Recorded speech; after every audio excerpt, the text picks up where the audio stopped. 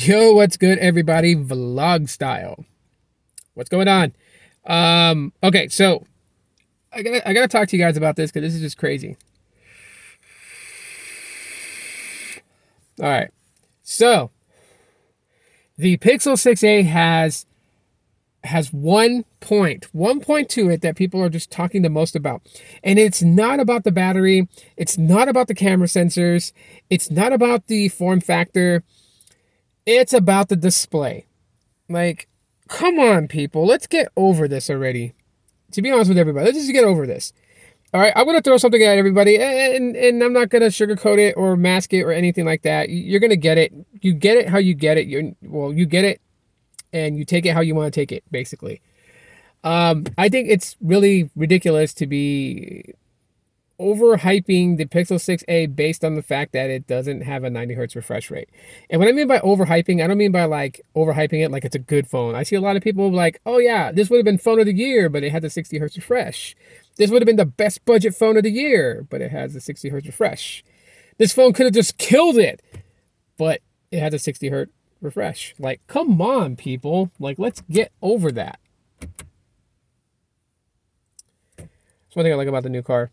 Even if you turn the light on manually and you leave it on for a while, it'll shut off on its own, so it won't kill your battery. But let's get over the refresh rate. Look, first of all, those who are out there saying, "Oh yeah, Google underclocked the display because it supports 90 hertz, but they underclocked it because they didn't want to cannibalize the Pixel 6." Okay, now while that sounds smart to say, no, the 6 and 6 Pro is about to end here soon. Once the 7 and 7 Pro launch, the 6 and 6 Pro is not going to be offered on the Google Store. So what are they worried about? People running in to buy the Pixel 6a and losing sales on the Pixel 6. They're just about to have sales on the Pixel 7 and 7 Pro. So who cares? All right, so I mean, that kind of just throws that little theory out. So no, it's not that Google's worried about cannibalism for them undercutting the Pixel 6 with a $150 difference. No. The display can run 90 hertz. Yes, everybody. But it doesn't mean that it's supposed to or that it's going to efficiently run the 90 hertz refresh. Okay? And I say that because, yes, I would love to have 90 hertz refresh on a Pixel 6a. Why not? But you don't really see such a drastic difference between 60 and 90. You see it between 60 and 120. You'll definitely see a difference there. 60 and 144, you'll definitely see a difference there.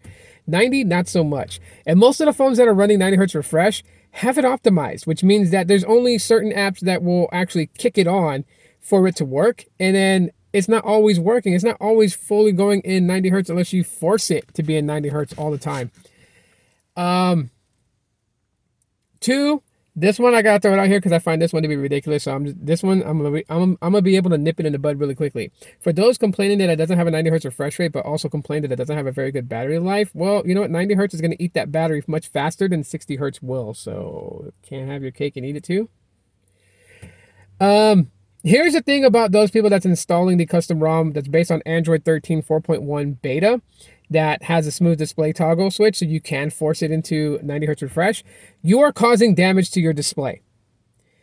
Okay? You can cause irreparable damage to the display of the Pixel 6a running a custom ROM that's forcing 90 hertz on a device that was optimized to not use 90 hertz.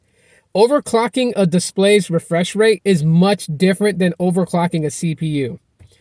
And when you cause damage to the display because you are forcing it to do 90 hertz refresh rather than 60, then what would be the point of buying the Pixel 6a at $450? Because if you cause that damage, you're going to have to get the display replaced on the Pixel 6a. And I can tell you, since it's a new phone right out the market, you're not going to be spending $25 for a replacement display. You're going to be spending about $100 to $200 to replace that display. So you're going to take $450 and add $100 to $200 on top of that. You're paying about $550 to about $650. So now, not only did you just do all that for no reason to break your phone, but now you're going to be paying basically, like like $50 more than the Pixel 6 to replace the display. So $450 for the phone, about let's call it $200 to replace it. That's $650. Pixel 6, $599, basically $600. So $50 less. So you want to pay $60 more than what people paid for a Pixel 6 just to get a 90 hertz refresh? Does that even compute? Does that make sense? $650. I know some are gonna be like, well, yeah, I'm only paying $450. It's not broken now. But you keep running it at 90 hertz and you will damage the display. It's not meant to run efficiently at 90 hertz refresh. That's why it's not given on that. I would just say to everybody, like, yeah, you can be mad about 90 hertz refresh. It doesn't have it. But I say come with that same energy. Come with the same energy when another phone, like say a OnePlus device or Samsung device, comes out that is mid-range and doesn't support 90 hertz. Come with that same energy.